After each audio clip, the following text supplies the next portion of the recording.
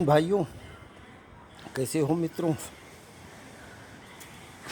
स्वतंत्रता दिवस की हार्दिक शुभकामनाएं। बस अपने तिमंजिले मकान पे ही तिरंगा झंडा फहराकर खुशियाँ मना रहा हूँ। इसी दिन मानते हैं कि अंग्रेज़ों से हमारा देश आज़ाद हुआ था, स्वतंत्रता मिली थी। लेकिन ये नहीं बोलना चाहिए कि इसके एक दिन पहले देश के 2 पार्ट हो गए थे। जिन्ना और जवाहरलाल नेहरू के प्रधानमंत्री बनने के चक्कर में महात्मा गांधी जैसे नेता ने देश को ही बंटवा दिया। इस बात को नहीं भूलना है।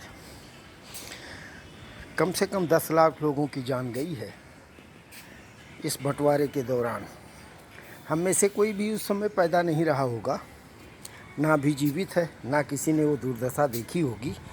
लेकिन जो इतिहास में पढ़ते हैं, जो हमें बताया समझाया जाता है, उसके अनुसार तो बहुत ही दुर्गति हुई है। किसी भी आदमी को अचानक बताया जाए कि अपना घर परिवार छोड़ के और आप यहाँ से कहीं अलग चले जाओ, जैसे अभी पीछे कश्मीर में हुआ है, ऐसे ही हालत देश में हो रहे हैं। आप बहुत कुछ बना के तैयार करके बैठे हो, दूसरे की नज़र उस पर लगी हुई है कि कब हम इसको अपना बना लें। इस बात को हमेशा ध्यान रखना, ये नहीं सोचना कि आज हम सशक्त हैं, कल भी रहेंगे। आंखें खोल के रखोगे तभी जी पाओगे। कबूतर को जो बिल्ली को देख के आंख बंद कर लेता है ना, बस वो शिकार ही हो जाता है।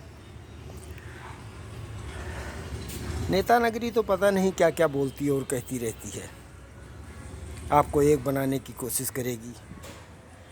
लेकिन आप ध्यान रखो, हमारे हिंदुओं में कोई ऐसा नेता नहीं है जो केवल हिंदुओं के बारे में सोचता हो, जबकि और अन्य गैर कौमों में ऐसे नेता हैं जो केवल अपने कौम के नाम पर ही चुनाव जीतते चले आ रहे हैं। वो वैसी उनका उदाहरण है। वो कोई विकास की बात नहीं करता है, केवल अपनी कौम और जात की बात करता है। ये सब बात हमेशा ध्यान रखने योग्य है, नहीं आगे आने वाले समय में भारत की दुर्दशा होनी तय है। क्योंकि हिंदू ही एक ऐसा इंसान है जो थोड़ी सी परेशानी होते ही भागना शुरू कर देता है। लड़ना तो उसने सीखा ही नहीं कि डट के मुकाबला किया जाए, लड़ाई की जाए। कश्मीर में जितने हिंदू भागने में सफल रहे, अगर उनमें से 10% भी लड़ने की अगर हिम्मत रखते तो ऐसी हालत उनकी नहीं होती। बारामूला में सिख लगभग 30-35 एक साथ ही मारे गए हैं, लेकिन किसी ने अपना जम्मू कश्मीर का राज्य छोड़ा नहीं। आज भी वो जीवित हैं। और जो कश्मीर के हिंदू थे वो भागकर नया शरण बनाने के चक्कर में सब कुछ अपना गंवा बैठे। बात ज़्यादा कुछ नहीं, दिल में कुछ ऐसे भड़ास थी। लोग स्वतंत्रता दिवस की बड़ी खुशी मना रहे होंगे, लेकिन जो इस दिन कलंक मिला है उसके बारे में कोई कुछ बोलना और कहना नहीं चाहता है। चाहे जिसकी वजह से मिला है, लेकिन मिला तो देश के 2 भाग हो गए। और उसी का देखी देखी और भी आगे कुछ करने के लिए लोग सोचने का प्रयास कर रहे हैं। बस इन्हीं सब चीज़ों का ख्याल रखना है। ठीक ठाक रहिए, खुश रहिए, अपना ख्याल रखिए। 26 जनवरी 15 अगस्त को झंडा एक बार ज़रूर फहराते हैं, जिससे पता लगे कोई बढ़िया राष्ट्र प्रेमी और राष्ट्रधर्मी आदमी इस लखनऊ शहर के अपने मोहल्ले में रह रहा।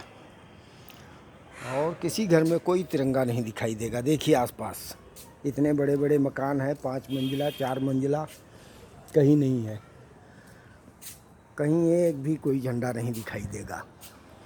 लेकिन हमने अपने राष्ट्र प्रेम को जिंदा रखा है, फौजी हैं इसलिए। जय हिंद।